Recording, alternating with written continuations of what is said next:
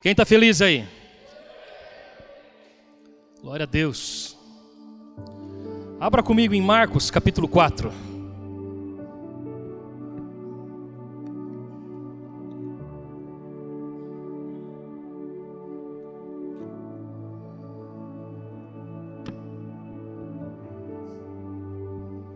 Evangelho de Marcos capítulo 4.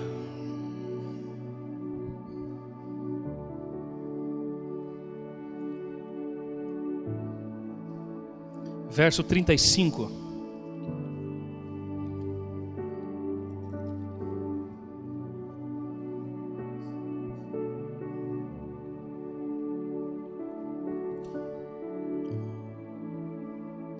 Se você vê alguém perto de você sem Bíblia, compartilha a Bíblia aí com essa pessoa.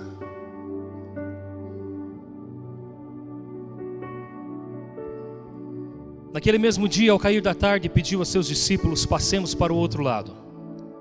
Eles então, despedindo-se da multidão, o levaram no barco assim como estava, e outros barcos o seguiam. Aconteceu que levantou-se um tremendo vendaval, e as grandes ondas se jogavam para dentro do barco, de maneira que este foi se enchendo de água. Jesus estava na popa, dormindo com a cabeça sobre o travesseiro. Os discípulos o despertaram e suplicaram: Mestre, não te importa que morramos?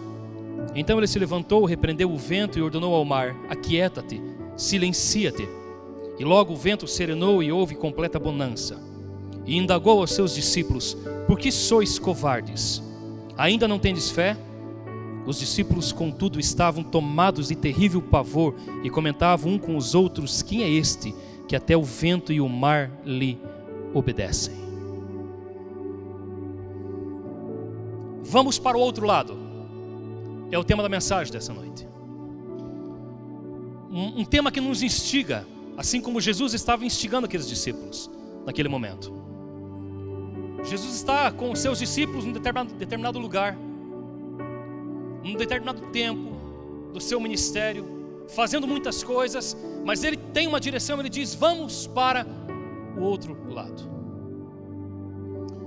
Uma leitura bastante superficial desse texto, nós vamos pensar que Jesus estava só querendo fazer um tour de barco. Uma leitura superficial, nós pensamos: Jesus quer dar uma passeada, quer fazer um rolê. Mas nós sabemos que quando nós lemos o texto, e nós abrimos o texto, e lemos com mais interesse o texto, nós vamos entender que havia um propósito para aquilo que Jesus estava propondo aos seus discípulos em ir para o outro lado. Aliás, Jesus não faz nada sem um propósito. Jesus não faz nada por acaso. Jesus não me fez por acaso. Jesus não te fez por acaso. Você não está aqui por acaso. Você está aqui porque existe um propósito de Deus para a tua vida, para tocar a tua vida e transformar a tua vida. Agora você precisa pegar isso. Você acredita que você está aqui por um propósito de Deus? Amém? Toma essa palavra, irmão. Pega essa palavra. A palavra de Deus, ela precisa ser compreendida e inculcada, colocada dentro do coração, porque senão nós perdemos a palavra de Deus. Muitas vezes estamos aqui dentro e nós não compreendemos o que Deus quer fazer em nós. Por quê? Ouvimos a palavra, entra por um ouvido e sai pelo outro. No próprio livro de Marcos, deixa eu ler para você. Olha só o que acontece quando nós não damos o devido lugar à palavra.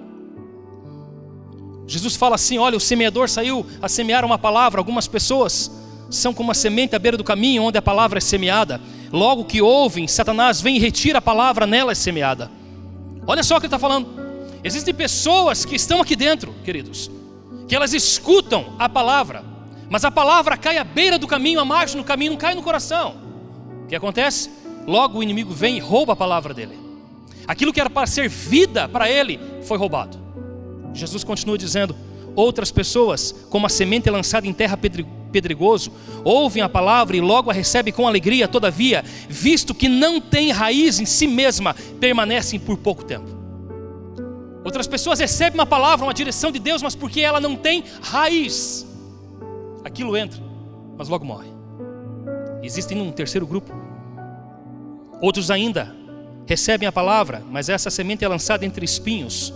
E quando chegam as preocupações desta vida, o engano das riquezas e os anseios por outras coisas, essas sufocam a palavra, tornando-a infrutífera. São as pessoas que escutam a palavra aqui no domingo, mas naquela semana mesmo surgem os problemas, as pressões da vida. E cadê a palavra? Foi-se embora. Por quê? Porque ele deixou com que as preocupações da vida roubassem a palavra dele. Mas aqui dentro, em nome de Jesus, nós só temos o último tipo de pessoas. São aquelas que têm o solo bom.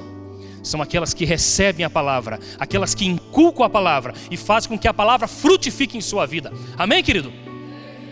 Nós precisamos viver desse jeito, irmãos. Receber a palavra, porque nada do que Deus nos dá, nada daquilo que Deus faz em nós é por acaso. Nada. Deixa eu orar por você mais uma vez, irmão. Feche teus olhos. Pai, eu não sei o que o Senhor quer fazer nessa noite, Pai. Mas eu quero pedir que cada palavra que for lançada aqui nessa noite, Deus, ela venha frutificar na vida dos teus filhos. Que Satanás não venha roubar essa palavra. Que as preocupações da vida não venham roubar essa palavra. Que cada um dos teus filhos que aqui estão possam receber ela, Deus, e tomar isso como uma verdade do Senhor, Pai. E então viver todos os benefícios que essa palavra se propõe a fazer em nossas vidas, Pai. Em nome de Jesus. Amém, querido? Eu não sei o que o Senhor quer fazer, mas algo Ele quer fazer em nossas vidas nessa noite. Algo diferente Ele quer fazer aqui no teu coração e no meu coração.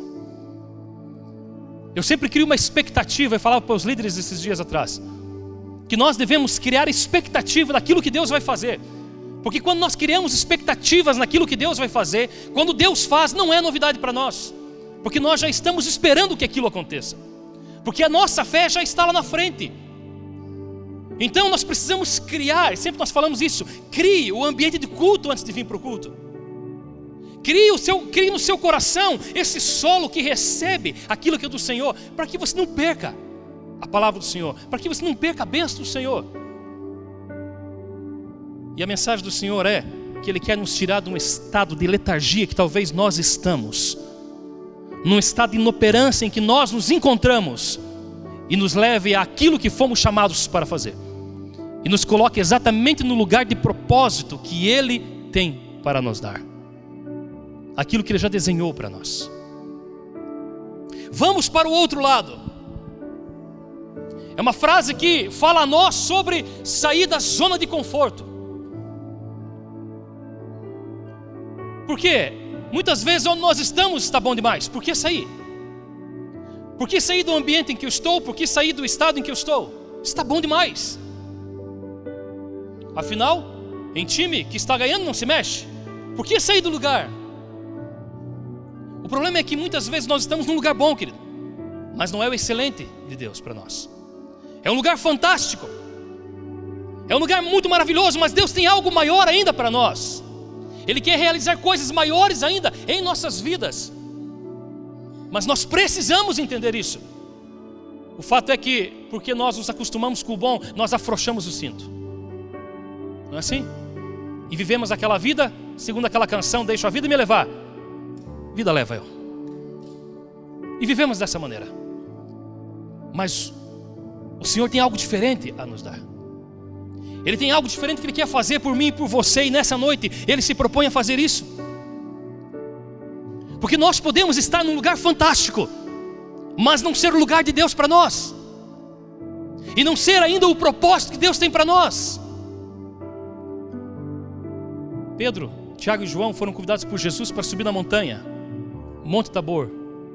E eles estão lá em cima, eles não sabiam o que eles iam fazer, não sabiam o que ia acontecer. E de repente aparece Moisés e Elias, lembra esse texto? Lá na montanha. Jesus fica com suas vestes resplandecentes, sua face resplandecendo, e fica aquele ambiente de glória, e os discípulos estão embasbacados com aquilo. Pedro está bobão, ele fala assim: olha, está muito bom esse lugar aqui, eu vou construir 3 barracas para nós aqui, uma para o Senhor, outra para Moisés, outra para Elias, ficamos aqui. O que quer sair, o que quer descer o monte? Aqui está bom demais. Mas era aquilo que Jesus tinha para eles? Não. Era muito bom aquele lugar? Era, mas não era o propósito ainda para aqueles homens. Não fazia parte do propósito ainda, Budique. Existia algo a mais para aqueles homens. Vamos para o outro lado, fala de avançarmos a um estágio mais elevado das nossas vidas. Fala de nós avançarmos na nossa vida espiritual, um nível mais elevado do que aquele que nós já vivemos. Vamos para o outro lado, fala de uma visão ainda mais elevada, pessoal, familiar, ou como corpo de Cristo que aqui estamos. Vamos para o outro lado, existe algo diferente. Mas por que tem que sair da onde tudo está ajustado? Tudo está muito bom, por que tem que sair desse lugar? E olha que essa poderia ser, e com muita razão, a visão de cada discípulo de Jesus que ali estava. Por quê? O negócio estava bombando, Adriano. O ministério de Jesus estava bombando. Multidões seguiam Jesus. As pessoas chegavam até ele e ele curava as pessoas de qualquer enfermidade. Ele libertava as pessoas que estavam possessas. Ele libertava o coração das pessoas que estava prendido a uma mentira religiosa, a uma teologia falsa, que era totalmente exclusiva de uma pequena parcela daquela população da época, somente os mestres da lei, escribas, os fariseus, os saduceus, enfim. Um povo que, segundo Jesus, eles não entravam no reino, nem deixavam ninguém entrar no reino. Jesus vem libertar um povo, e Jesus está fazendo algo grandioso. As multidões estão diante dele, as multidões querem ouvi-lo, querem ouvir as bem-aventuranças, querem ouvir alguém que está trazendo eles para perto. O negócio está dando certo, por que tem que sair desse lugar? Por quê? Está tudo muito bom aqui, estamos muitos likes, né? As pregações têm milhões de visualização, por que é que tem que sair desse lugar? Está dando certo. E eu imagino a cabeça dos discípulos, por quê? Estamos sendo ovacionados nesse lugar. Por que sair? Porque Ele sabe o que é melhor. Porque Ele sabe o que é necessário para mim e para você crescer. Porque Ele diz assim: os meus planos são maiores que os teus planos. Os meus caminhos são melhores que os teus caminhos. Porque Ele diz: eu sei os pensamentos que eu tenho a respeito de vós, pensamento de bem e não de mal, para vos dar o fim que vocês desejam. Ele sabe muito melhor o que nós precisamos. E muitas vezes Ele nos propõe isso, eu e você no particular, dizendo: filho, vamos para o outro lado. Eu tenho algo para você. Eu tenho algo a fazer na tua vida. Saia desse estágio em que você está, desse lugar em que você está, letárgico. Saia disso, se movimente, ande. Mas é interessante que Jesus, Ele nunca obrigou ninguém a fazer nada, Ele sempre propôs para as pessoas. Jesus chegou e falou: olha, quem quiser ser meu discípulo, siga-me. Mas é quem quiser. Quem quiser é só seguir. Aí tem dois caras que ouviram aquilo e falaram assim: opa, legal, quero ir com você, Jesus. Jesus fala: tem certeza, cara? Olha, as raposas têm os seus covis, os pássaros têm os seus ninhos, mas o filho do homem não tem onde reclinar a cabeça. Aí tem um povo aí que acha que Jesus está falando que ele era um miserável que não tinha casa. Não era isso, irmão. Ele estava dizendo o seguinte: olha, os animais têm o seu lugarzinho lá, mas eu hoje estou aqui, amanhã eu estou lá, depois da manhã eu estou acolá. Quer me seguir mesmo, cara? Então entenda que sempre haverá um outro lado. Aí chega um outro e fala: eu também quero te seguir, Jesus, mas antes deixa eu enterrar meus mortos. Jesus fala: cara, deixa os mortos enterrar seus mortos, cara. Ele está falando dos seus pais. Aí chega um outro que Jesus mesmo fala: ei, vem ser meu discípulo, mas antes vende tudo que você tem e dê para os pobres. Aí o cara faz o quê? Não, mexeu com o meu bolso, mexeu com tudo, não dá não, melhor não. E eu ministrava para os jovens esses dias atrás aqui, na estação, eu falei assim: aquele cara perdeu de ganhar a maior riqueza da vida dele. Porque logo depois Pedro fala: ó, Jesus, nós deixamos tudo para te seguir, né, Jesus? Jesus: é verdade, e por conta disso vocês receberão 100 vezes mais aqui nessa terra ainda e também na eternidade. Bastava o jovem rico ter ficado um pouquinho mais lá. Um pouquinho mais, Jô. Ele nos faz, Ele nos propõe a ir para o outro lado. Ele não nos obriga. E talvez haja algo novo do Senhor para nós essa noite, sobre o ir para o outro lado. Agora, a questão é que quando nós recebemos uma proposta de Deus para ir ao outro lado, quando recebemos uma promessa de Deus, olha, eu quero você naquele lugar, nós já nos enxergamos naquele lugar. E nós achamos que, como num passe de mágica, saímos do aqui e chegamos lá. Mas nós sabemos que ninguém começa a escada pelo último degrau. Não é assim? Tem que começar por baixo. Mas recebemos ou vamos para o outro lado e já nos imaginamos no outro lado, mas esquecemos que existe um processo para chegar no outro lado. Existe um meio. E aí é que o negócio aperta, Aloer. O meio. Porque ninguém quer viver o meio. Só quer viver a promessa. Só quer viver a bênção do outro lado. Tem como ir direto, Theo? Nananina, não. Não tem como ir direto, tem que passar pelo meio. Vai ser sempre assim? Sempre assim. Olha o verso 37. Aconteceu que levantou-se um tremendo vendaval, e as grandes ondas se jogavam para dentro do barco, de maneira que este foi se enchendo de água. Jesus estava na popa, dormindo com a cabeça sobre um travesseiro. Os discípulos despertaram e suplicaram: Mestre, não te importa que morramos? Pelo menos 4 daqueles 12 homens eram marinheiros de mão cheia. Homens que entendiam, Alisson, do mar. Eles sabiam o que eles estavam fazendo. Eles conheciam o mar. E olha o estado em que chegou esse meio, ao ponto deles ficarem tão perturbados, de chegar até Jesus: você não se importa que nós morramos? Olha o estado em que estava a provação. O mar entrando para dentro do barco, o negócio estava terrível, vento soprando. E aqueles marinheiros experientes aqui estão dizendo: você não se importa que nós morramos, Senhor? Talvez eles pensaram o seguinte, né? Bom, estou entrando no barco com Jesus, entrei no barco com Jesus, está tudo bem, né? Hein? Entrei no barco com Jesus, Jesus está no meu barco, cara, só é alegria, isso é vitória. Não é sempre assim.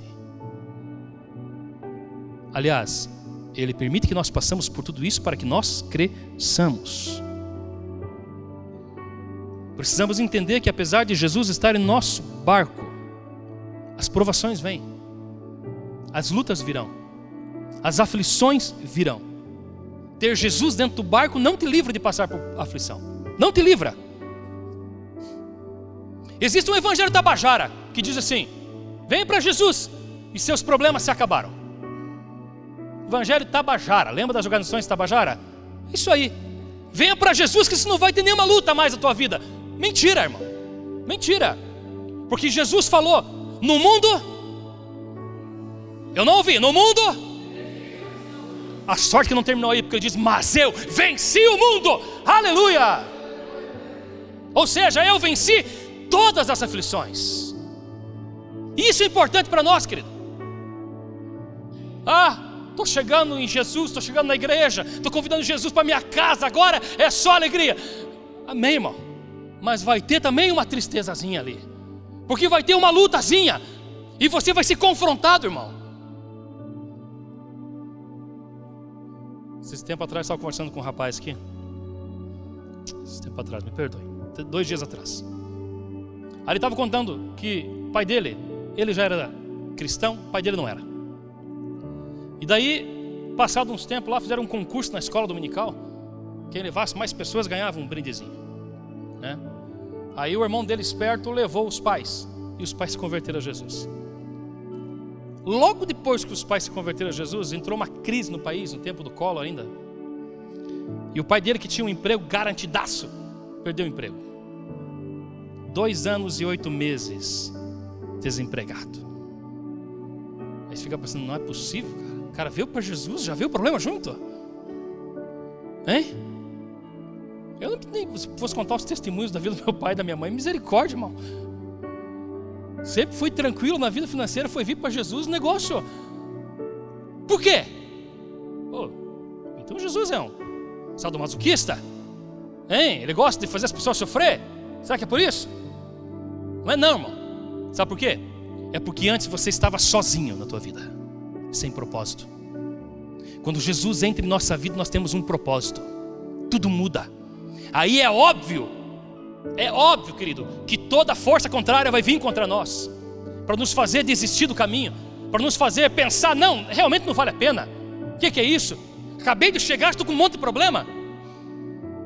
Ele fez isso com você? Não sei se fez com você, mas ele fez comigo, ele faz com um monte de pessoa que conheço. Por quê? Porque agora eu não estou mais sozinho, querido, agora tem um propósito. Aliás, agora eu estou com o propósito da vida, que é Jesus na minha vida. E é óbvio que nós enfrentaremos aflições. Normal que nós enfrentaremos aflições. Olha a pergunta dos discípulos: não te importa que morramos? Isso aqui é forte. O Senhor não se importa que nós estejamos passando pela luta? O Senhor não fala nada? Aí eu sei que estou falando com um monte de gente que já fez essa oração, né? Ô Senhor, estou aqui na prova, o Senhor nem para falar uma palavrinha, nem para dar uma direçãozinha. Acorda, Senhor, estou precisando de Ti. Então lá os discípulos: você não se importa conosco? Nós estamos morrendo.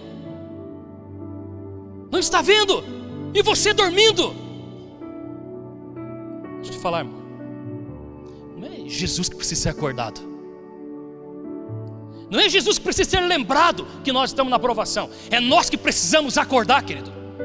Para quem nós somos, para a identidade que nós temos. Não é Ele que precisa ser lembrado que Ele é Deus e que tem governo sobre tudo. É nós que precisamos ser lembrados quem nós somos e para o que nós fomos chamados.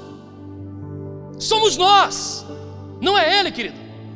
Ele está muito bem resolvido, Ele sabe quem Ele é, Ele sabe quem Ele pode. E nós, nós é que precisamos ser acordados. Aí Jesus, verso 40, olha lá comigo.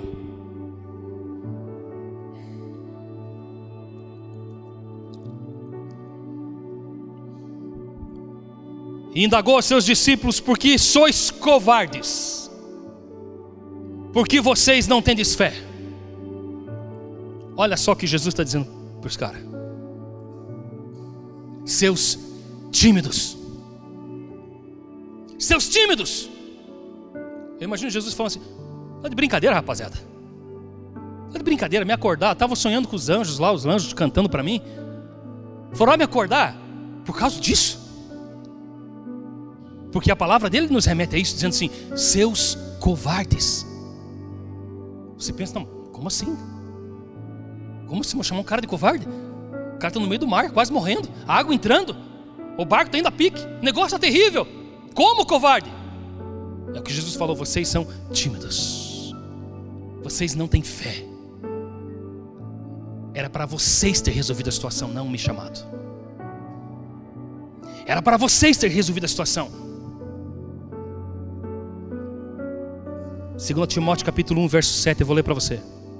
Diz assim: porquanto Deus não nos deu espírito de covardia, mas de poder. Timóteo está enfrentando uma luta aqui na igreja dele. Ele é pastor da igreja. E tem um grupo de pessoas ali que estão reunidas. Esse cara novão, esse cara novo vai falar para nós mais velho aí, de nada. Aí Paulo começa a falar para ele: Timóteo, se pruma, rapaz. Se pruma. Lembre daquilo que eu fiz com você. Lembre daquilo que eu ministrei sobre a tua vida. E ele diz: você não recebeu o espírito de covardia, cara, mas de poder. Ou seja, se levante, fique de pé. Fique em pé, rapaz. Olha para o problema e resolve o problema. Na tua versão talvez vai estar como temor, e temor, timidez e covardia. É a mesma palavra no original. A mesma palavra. Deixa eu falar para você, irmão. Fale você com o seu problema. Fale você com o seu problema. Encare o problema. Olha de frente. Se levanta em autoridade sabendo que você não recebeu um espírito de covardia, irmão. Um espírito de timidez. Você recebeu o espírito de poder. Para quê? Pergunte para quê? Não, pergunte para quê? Para resolver a sua vida, meu irmão. Para se resolver. Agora qualquer coisa, Senhor, estou aqui morrendo. O Senhor nem olha para mim. Que isso, irmão? Aí Jesus passa pelo barco e diz: covarde, se resolve, cara. Agora deixa eu te falar, é exatamente nesse lugar de temor, de timidez, de covardia, de intimidação que o inimigo quer te colocar. É exatamente nesse lugar que o inimigo quer deixar você lá,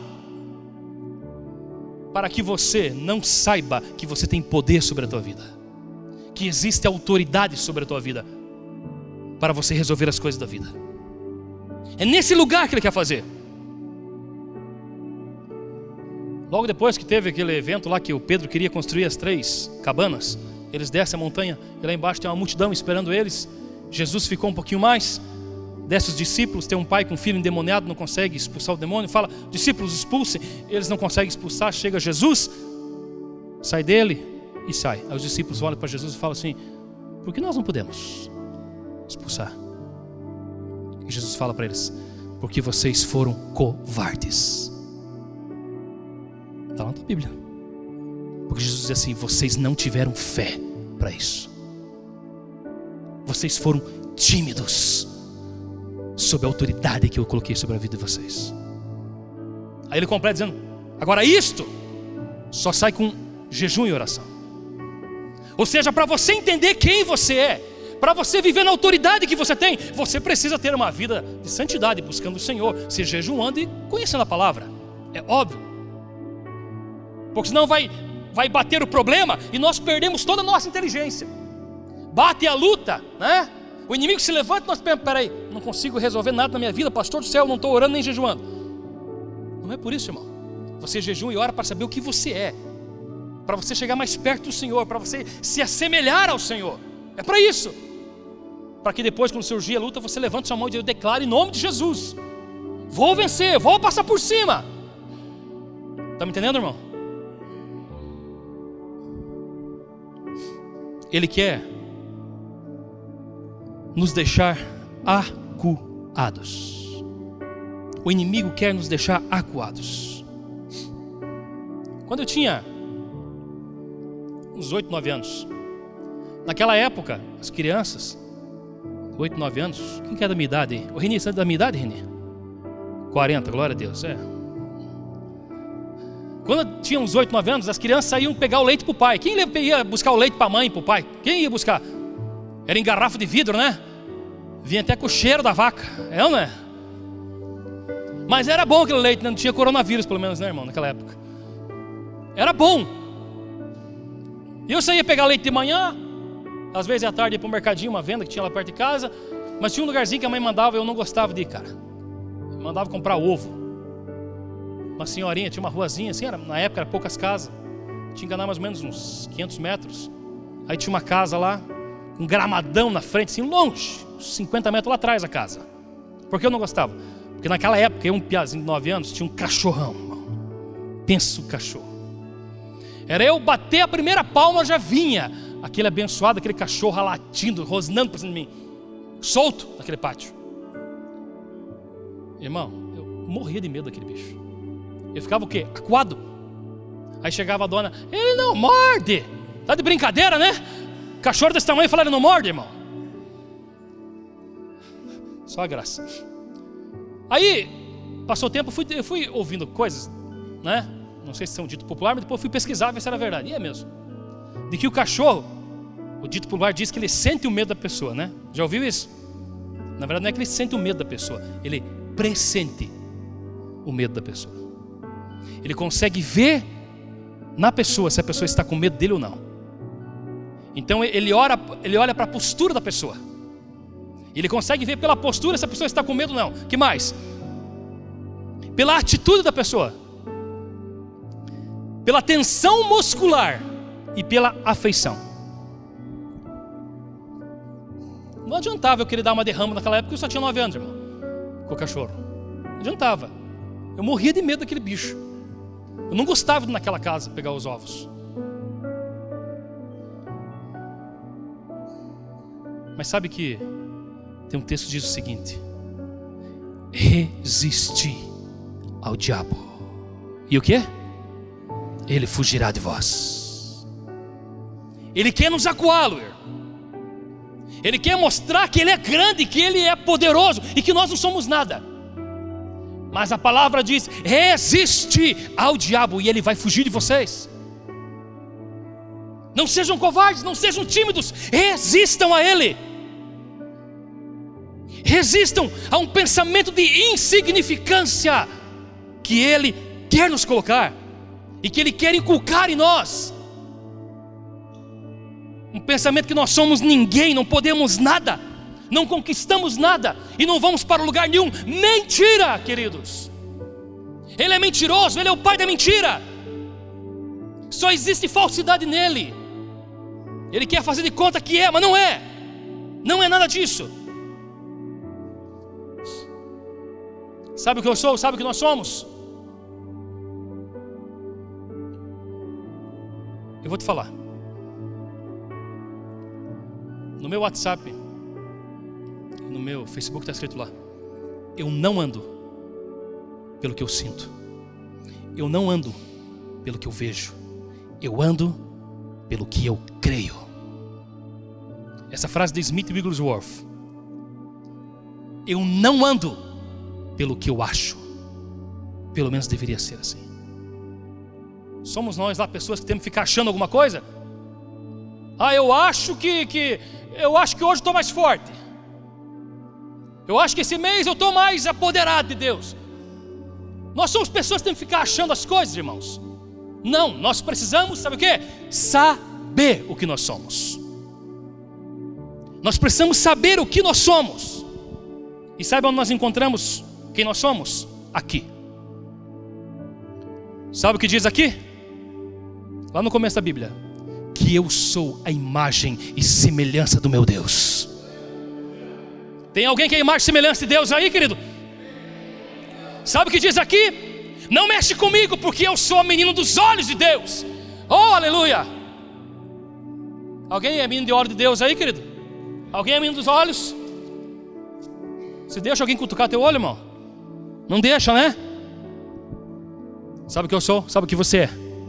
O nosso valor é incalculável. Fale para mim: incalculável. Por quê? Porque um dia o próprio Deus veio a essa terra e morreu por nós, querido. O próprio Deus se fez carne e nós estamos hoje aqui comemorando isso. Se fez carne e morreu por nós. Te pergunto, que preço tem isso, irmão? Nosso preço é incalculável. Sabe o que mais? Eu sou um representante do céu nessa terra. Você é representante do céu nessa terra. Você é embaixador do Senhor aqui nesse lugar, querido. Então vamos viver como tal, meus irmãos. Sabe o que a palavra diz que eu sou também? Que eu sou rei e sou sacerdote. Ou seja, eu tenho autoridade. É isso que a palavra diz. E mais, sabe o que a palavra diz? De que eu e você estamos assentados muito acima de todo principado e potestade. Se você não entender, irmão, não é possível uma coisa dessa. Irmão, não pode perder a semente, irmão. Tu tem que segurar a semente e colocar isso no teu coração. Tu tem que dar uma resposta. Isso não é possível. Deixa eu ler para você 2 textos. Efésios capítulo 2, verso 6. Diz assim: Deus nos ressuscitou com Cristo e com Ele nos entronizou nos lugares celestiais em Cristo Jesus.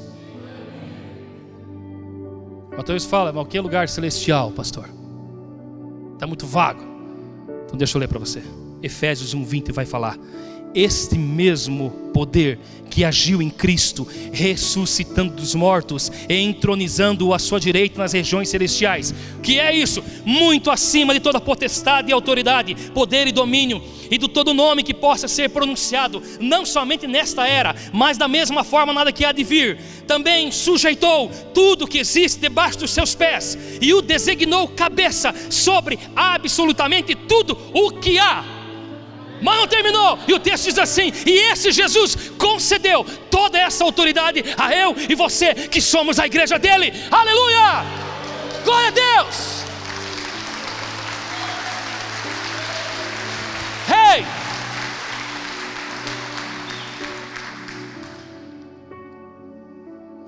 Chega, saber quem nós somos? Tem mais? Mais um pouquinho? Quando ele vier te afrontar, querido, você pode falar assim: o meu passado está apagado. Ele pegou a cédula que continha todos os meus pecados e cravou naquela cruz, dizendo: eu morro por ele. Quando ele vier te afrontar, dizendo que você não pode, diga assim: o meu presente é abençoado. Sabe por quê, querido? Porque já diz o nome: presente. É um presente de Deus. Deus não dá coisa ruim para ninguém. E mais ainda, quando ele vier te afrontar, lembre que o teu passado está apagado, o teu presente é abençoado, e o teu futuro está absolutamente garantido. Aleluia! Porque um dia nós vamos com ele. Eita glória! Isso precisa estar em nós. Isso precisa estar aqui dentro. Saber o que somos, saber o que nós podemos, meus irmãos. Mas o problema é o seguinte. Vou falar, não ia falar. O problema é que tem uma geração Nutella por aí, irmão. Não é possível. Já viu essa expressão, geração Nutella? Não é que come Nutella, viu? É aquela geração que qualquer coisa está bambeando, irmão. Pastor, você não sabe a luta que eu passo. Ô, irmão, o que é isso? Qualquer coisa está morrendo. Senhor, o Senhor não liga para mim, eu estou morrendo. Qualquer coisa está entregando. Eu não vou mais na igreja, só veio luta para a minha vida. Quem é que quer saber de célula, de liderar célula? Qualquer coisa. Geração Nutella, não, nós não podemos ser crente Nutella, irmão. Sabe como nós temos que ser? Bate no peito, irmão. Bate no peito. Chama a responsabilidade. Diga assim: pode vir. Fale para o problema, diga: pode vir quente, porque eu estou o quê? Você sabe disso, é ou não é, querido? Pode vir quente problema, porque eu estou fervendo. Que história é essa? É chamar a responsabilidade, irmãos. A responsabilidade da vida. É falar para aquele que te afronta todos os dias, dizendo: ei, eu sei quem você é. A palavra diz que o teu rugido é como o do leão. Não é isso que a palavra diz? Não é isso que a palavra diz sobre o inimigo? Ele tem um rugido como o do leão. Mas pode falar para ele assim: eu tenho o DNA do leão. Eu tenho o DNA do leão. Por quê? Porque no dia em que ele morreu na cruz do Calvário, houve uma transfusão de vida sobre a nossa vida, querido. E ele nos deu toda a autoridade que ele tinha, ele deu a nós, igreja. Precisamos compreender isso. Aí Jesus, lá no barco olhando aquilo, dá aquela truncada nos discípulos, chama a atenção. Aí olha para o vento e diz: ô vento, fica quieto. O mar se acalma. E o texto diz que fez-se bonança. Tudo ficou certinho. Mas não era para ele, era para os discípulos terem feito. Não fizeram. Por quê? Intimidados. Intimidados pelo tamanho do problema. Sempre haverá os meios em nossa vida. Sempre haverá uma proposta dizendo: vamos para o outro lado. Sempre vai haver isso. Mas também sempre haverá resistência contra a nossa vida. Sempre haverá intimidação contra nós. Porque Ele não quer que nós cheguemos no outro lado, porque o outro lado é o propósito de Deus para nós. Abra comigo em Marcos agora. Marcos capítulo 5. Marcos capítulo 5. O texto diz assim: eles atravessaram o mar e foram para a região dos Gesarenos. Quando desembarcou, um homem com um espírito imundo veio dos sepulcros a seu encontro. Esse homem vivia nos sepulcros e ninguém conseguia prendê-lo, nem mesmo com correntes, pois muitas vezes lhe haviam sido acorrentados pés e mãos, mas ele arrebentara as correntes e quebrara os ferros de seus pés. Ninguém era suficientemente forte para dominá-lo. Noite e dia ele andava gritando e cortando-se com pedra entre os sepulcros e nas colinas. Quando ele viu Jesus de longe, correu e prostrou-se diante dele e gritou em alta voz: que queres comigo, Jesus, filho de Deus Altíssimo? Rogo-te por Deus que não me atormentes. Pois Jesus lhe tinha dito: saia deste homem, espírito imundo. Então Jesus lhe perguntou: qual é o seu nome? Meu nome é Legião, respondeu ele, porque somos muitos. E implorava a Jesus com insistência que não os mandasse sair daquela região. Uma grande manada de porcos estava pastando numa colina próxima.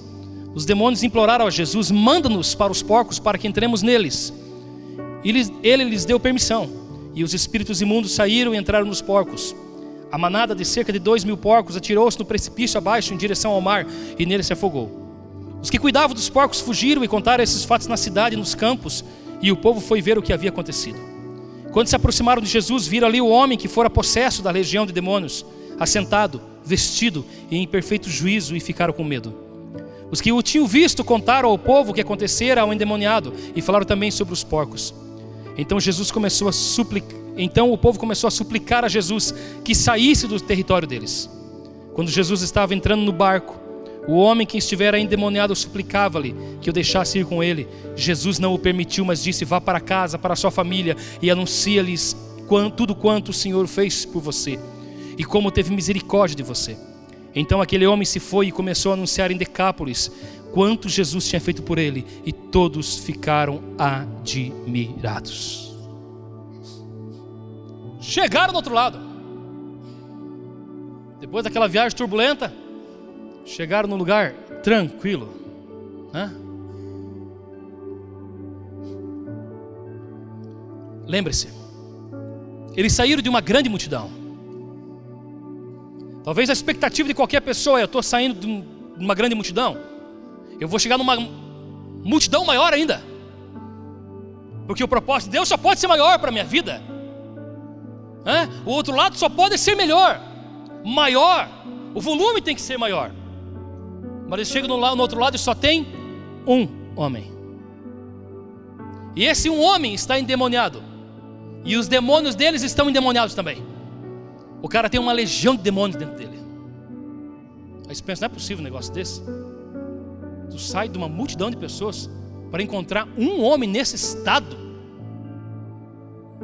Está errado. Essa ideia de Jesus não pode estar certa. Não tem lógica uma coisa dessa. Tu sai de um lugar e você encontra aquilo. Nível hard. O homem. Jesus deixa uma multidão para encontrar um homem? Sim. Para encontrar apenas um homem. É possível que o Senhor nos tire de um lugar que consideramos bom para outro que à vista pode parecer bem pior? Sim. É possível. Agora eu quero chamar a sua atenção para algumas coisas interessantes. O texto diz que esse homem vivia aonde? Viu o teu texto aí? No cemitério. Vivia onde? Alguns pensam: pastor, que assustador. Vai se converter, irmão. Isso é lá lugar de viver? Pois é, ele vivia no cemitério. Alguma coisa quer nos ensinar esse texto. Por que vivia no cemitério? Porque cemitério está falando de um lugar que você não consegue mudar nada. Quem está lá enterrado não consegue mudar nada. Nada. Cemitério fala de passado. Você chega lá, tem lá: aqui jaz, passou. Cemitério fala de vida interrompida, negócio mal resolvido. emoções mal resolvidas, relacionamentos feridos, vidas que passaram, mas agora são incapazes de mover um dedo na vida,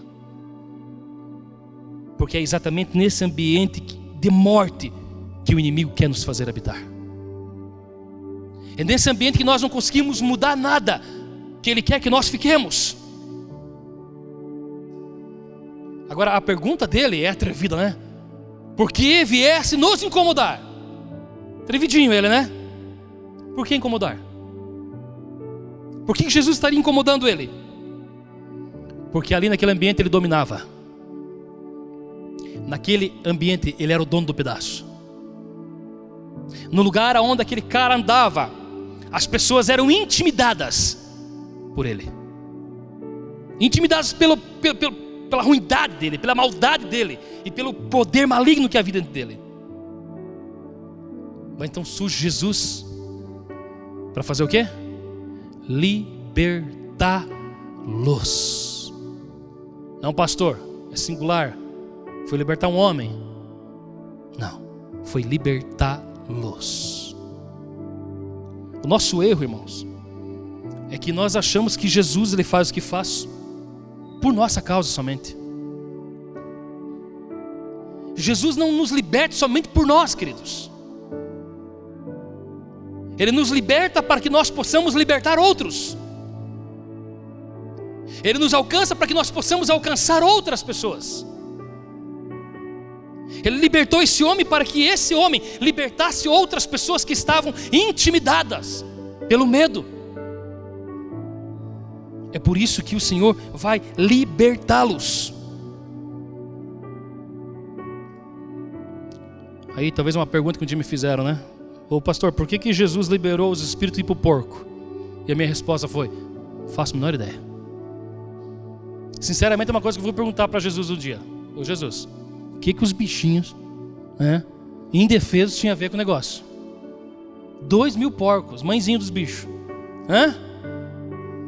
Não sei por que liberou. Agora eu sei por que os espíritos pediram para ir para os porcos, isso eu sei. Quando o inimigo enquanto ele está tirando vantagem da nossa inoperância, da nossa estagnação, está tudo ok para ele.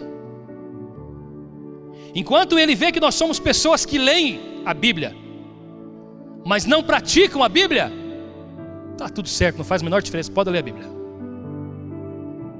Enquanto ele vê que somos pessoas que muitas vezes oramos, mas não agimos em cima daquela oração, está tudo certo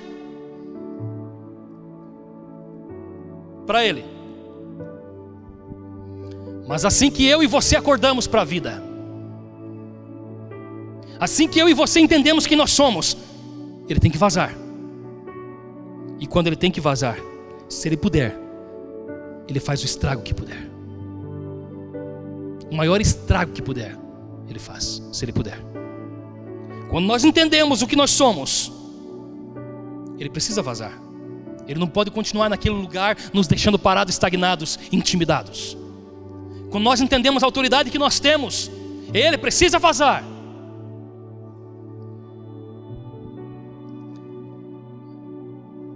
Agora, se ele puder dar prejuízo, ele dá prejuízo, com toda certeza. Jesus não foi expulso daquele lugar, querido, porque expulsou a legião daquele homem. Jesus foi expulso daquele lugar porque houve prejuízo ali. Epa, você dá prejuízo. Aquilo que eu falei. Às vezes a pessoa vem para Jesus e ela começa a perder algumas coisas que nem é dela, nem era para ser dela aquilo. E ela começa a perder algumas coisas, não é porque Jesus está tirando, é porque ela foi um péssimo administrador, ela fez péssimos negócios antes. Aí depois vai vir a consequência, é claro. Mas o que se entende? Epa, Jesus está dando prejuízo para mim, eu vou vazar. Por quê? Porque quando Jesus chega, há mudança, querido. Quando ele chega, existe transformação. E não tem como você estar com Jesus e ser uma pessoa meia boca. Não tem como você ter Jesus dentro da tua vida e viver uma vida dupla. Ou você tem Jesus e se torna um cristão, e pelo menos está correndo atrás de ser um cristão, ou você não tem Jesus. Ou você tem Jesus e você pratica a palavra do Senhor, ou você não tem Jesus. Ou nós temos Jesus e regramos nossa vida na oração, no jejum, na leitura da palavra, ou nós não temos Jesus. Ou nós temos Jesus e somos uma pessoa em que o nosso caráter está sendo melhorado dia após dia, em que o mulherengo deixa de ser mulherengo, o adúltero deixa de ser adúltero, aquela pessoa mal pagadora deixa de ser mal pagadora. Ou nós somos isso, ou nós não temos Jesus. Porque quando nós nos encontramos com Ele, Ele convidou-nos dizendo: vem para o outro lado. O lugar em que você está não presta. O lugar em que você está não é bom para você. Não é o fim que eu quero dar a você. Então, se nós temos Jesus, as nossas atitudes são diferentes. Agora, sabe o que eu acho mais lindo em tudo isso, querido? É que Jesus sempre esteve de olho no propósito. Jesus sempre fez tudo com muito propósito. Nunca fez nada por acaso. Se você lembrar, você vai lembrar dos textos, você vai lembrar que Jesus falou assim: olha, eu vim para os meus. Ele estava falando que ele veio para alcançar a nação de Israel, porque a ideia era alcançar a nação de Israel, e a nação de Israel alcança o resto do mundo. Eu vim para os meus. Ué, então o que Jesus está fazendo no lado de lá? O que Jesus está fazendo no lado dos gadarenos? Porque ele, de alguma maneira, ele foi para alcançar o coração de um homem, sabendo que alcançando o coração de um homem, aquilo que o homem vivesse, ele ia passar para outras pessoas, e outras pessoas seriam alcançadas também. O homem chega e fala: Jesus, eu posso ir contigo? Jesus diz: não, volta para a tua terra, volta para a tua casa e anuncia o que eu fiz na tua vida e na tua casa. No texto que nós lemos, o texto diz que ele voltou para onde? Decápolis. A palavra latina, deca, 10, polis, cidade. Ele voltou para onde? 10 cidades, anunciando que ele foi liberto pelo Senhor, anunciando que ele passou para o outro lado. O Senhor nunca faz nada sem um propósito, nunca. Os pensamentos dele se cumprem, porque são maiores do que os nossos. Sabe o que significa a palavra Gadara, que é a região onde Jesus foi? Recompensa do fim. É isso que significa Gadara. Jesus sabia que haveria uma recompensa, que o fim dele sempre é melhor, e que se nós estivermos com Ele, não interessa o que nós tenhamos que passar, o fim será maravilhoso. Há um convite do Senhor para mim e para você nessa noite, a irmos para o outro lado. Pode subir, louvor. Existe um convite do Senhor a mim e você, querido irmão. Ele quer nos levar, nos tirar de um estado acomodado em que nós possamos estar e dizer: ei, eu tenho coisas maiores para você. Você está vivendo coisa legal, eu tenho coisas melhores e maiores para você. Vamos para o outro lado. Chega de viver essa vida estagnada. Chega de viver essa vida acreditando que você é um nada, que você não pode nada. O Senhor está nos chamando para o outro lado, queridos, dizendo: viva uma vida pela fé, viva uma vida pela visão, não por aquilo que os teus olhos veem, mas pela visão, por aquilo que Deus está vendo sobre você. Ele nos convida: vamos para o outro lado. A viagem daqueles homens deve ser a nossa viagem. É a nossa viagem. No dia que nós nos voltamos para Jesus e que Ele adentrou no nosso barco, querido, toda a força de retaliação veio contra nós. Mas semana passada, no final da palavra em que a Vânia estava ministrando, eu subi aqui e falei sobre isso. Jesus pergunta para Pedro: Pedro, quem você diz que eu sou? Pedro responde o quê? Você é o Cristo. E quando então nós entendemos que Ele é o nosso propósito, nós entendemos qual é o nosso propósito. Quando nós entendemos que Ele é a razão de tudo, de que Ele é o Senhor de tudo, então Ele olha para nós e diz: opa, agora que você entendeu quem eu sou, diz, deixa eu falar o que eu vou fazer com você. Aí Ele olha para Pedro: Pedro, você é pequenininho mesmo, Pedro, mas deixa eu dar uma palavra sobre a tua vida, Pedro. As portas do inferno não prevalecerão contra a sua vida. Quando nós entendemos o chamado do Senhor e temos Ele como nosso Senhor, querido, a parte mais baixa do seu corpo, que é a planta dos seus pés, está muito acima de todo principado e potestade. Muito acima. E eu quero que você agarre essa palavra nessa noite, querido. Agarre essa palavra nessa noite.